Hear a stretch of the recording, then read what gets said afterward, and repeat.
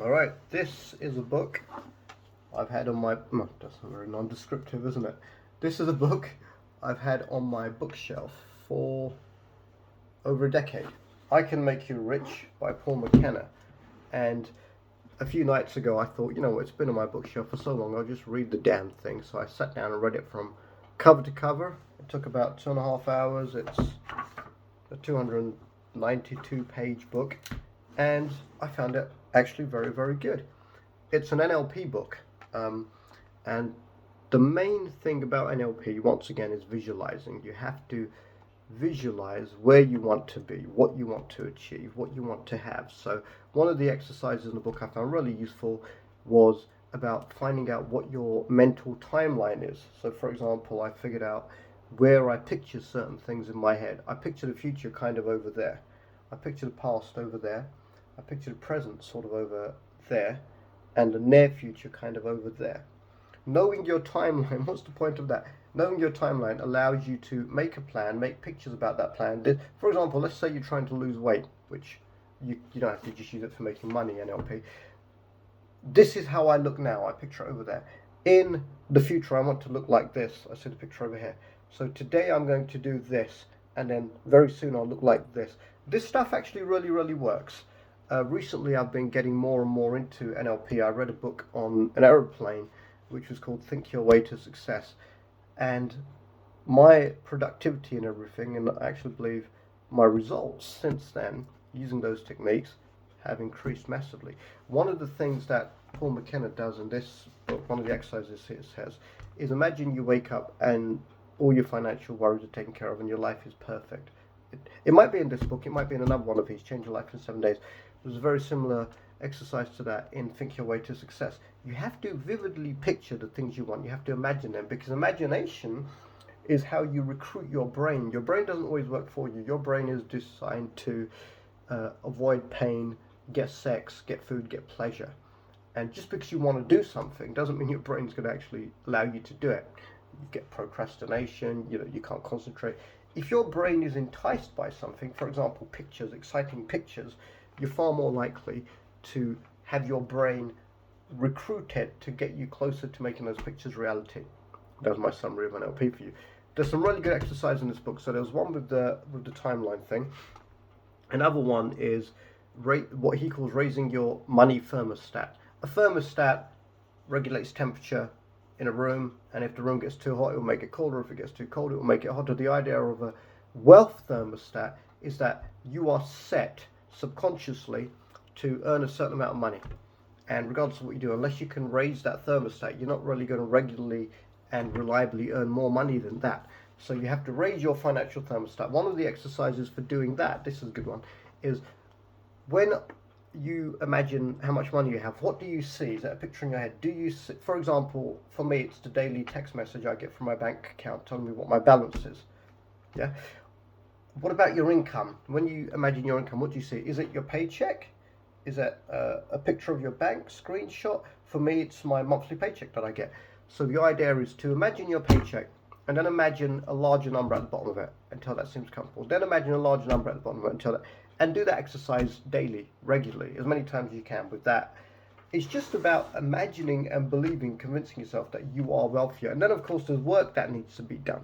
So at the end of the book, he has all these different strategies. One of the exercises in there, which was also fun, was 50 things I could do, have, or be if I had more money in the bank. I just made a list of 50 things.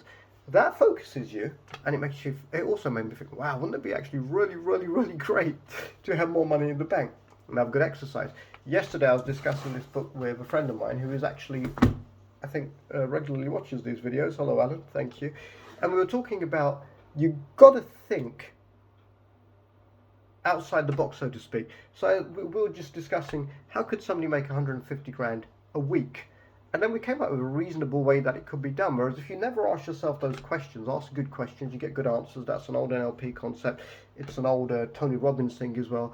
The quality of your answers is the quality of your questions, So Tony Robbins thing, if I say to myself, oh, why does shit always happen to me? Your brain will give you a bunch of reasons. Because you deserve shit. Because you're hopeless.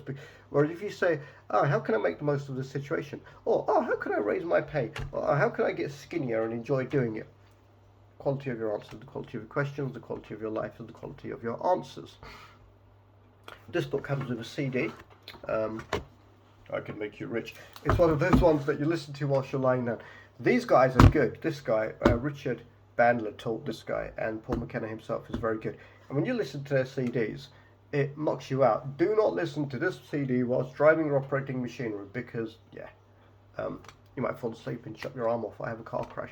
Really, really good. Do I think this stuff works? Well, can you get richer overnight? No.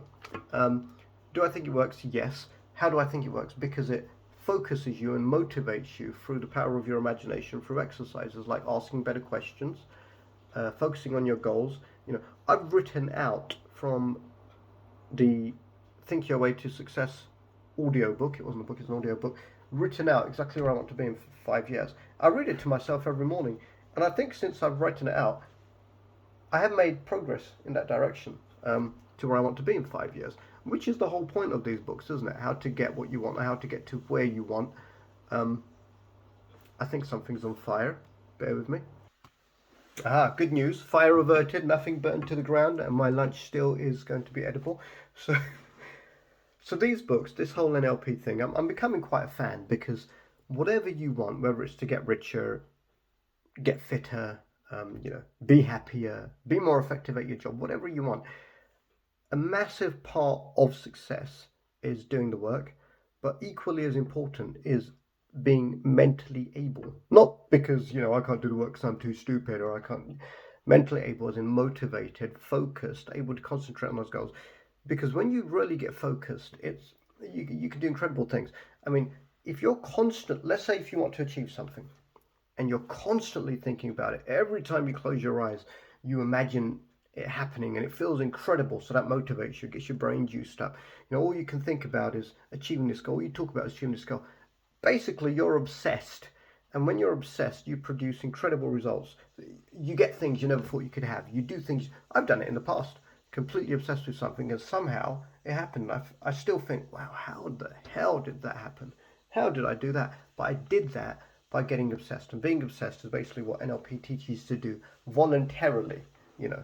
A common version of being obsessed, being completely head over heels infatuated by someone, and then all you think about is them, and eventually you end up with them, and you think, wow, how did that happen?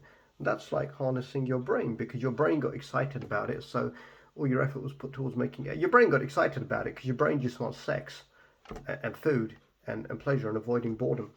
But to get your brain into that state, to do things that you choose, or to get to places that you choose, NLP is really good. This book's really good in terms of money. There are exercises in here I didn't fully do. So there's an exercise like the anchoring exercise. You think of something and you press this finger and this finger together, and it creates a certain feeling that you're thinking of, and then every time you need to trigger that feeling, you just do this. I didn't do that. It didn't work for me.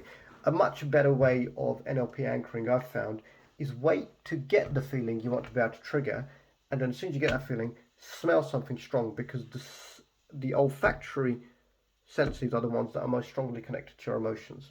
You walk into some place and you smell something and it reminds you of your childhood or something, and you're straight back there. Olfactory anchoring, that actually comes from Jordan Belfort, who is his version of how to anchor a positive state for negotiations or sales. But it's a good book.